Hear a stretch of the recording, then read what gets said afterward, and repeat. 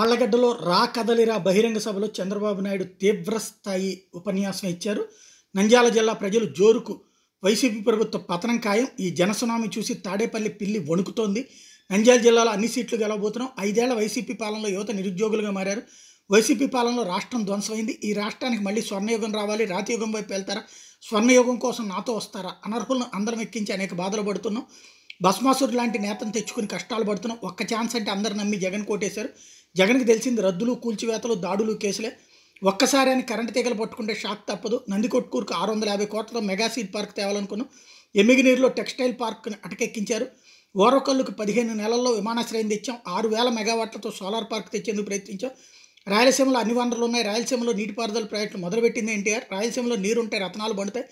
రాయలసీమను హార్టికల్చర్ హబ్గా చేసేందుకు ప్రయత్నించాం. రాయలసీమ వనరులు వాడుకుంటే బయటకు వెళ్ళి పనిచేసే అవసరం లేదు. ఇతర ప్రాంతాల నుంచి ఇక్కడికి వచ్చి పనిచేసేలా చేస్తాం. అవుకు టన్నెల్ని మేమే పూర్తి చేసాం. మేము వచ్చిన ఏడాదిలోగా అలగనూరు మరమ్మతులు చేస్తాం. అంగళ్ళలో ఉన్నప్పుడు నాపైన హత్యా ప్రయత్నం కేసు పెట్టారు. జగన్ వచ్చాక రాయలసీమ ఒక్క ప్రాజెక్టు వచ్చింది. ఆ ప్రాజెక్టులకు మేము ఖర్చు చేసిన దాంట్లో 20% కూడా జగన్ ఖర్చు చేయలేదు. రాయలసీమ ద్రోహి జగన్ మొచ్చుమర్రి ఎత్తిపోతల పనులు చేసింది మేమే.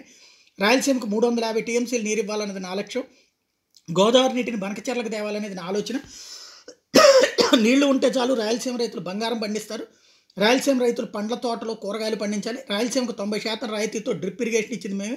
వైసీపీ ప్రభుత్వం వచ్చాక హార్టికల్చర్ సాగు బాగా తగ్గింది. మీ భూమి పాస్బుక్లో జగన్ బొమ్మ ఎందుకు? మీ భూముల రికార్డు తారుమారు చేసి అమ్ముకునేందుకు ప్రయత్నం. భూ హక్కు చట్టం అమలైతే అనేక ఇబ్బందులు వస్తాయి. ఏటా జనవరిలో జాబ్ క్యాలెండర్ అన్నారు, ఇచ్చారా?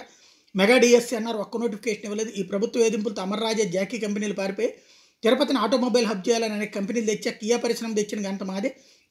యువత భవిష్యత్తుకు నాది గ్యారంటీ అంటూ జగన్ మాయమాటలను మరోసారి మోసపోయే వాళ్ళు ఎవరు లేరు. దళితులకు భూములు కొన్ని ఇచ్చాం.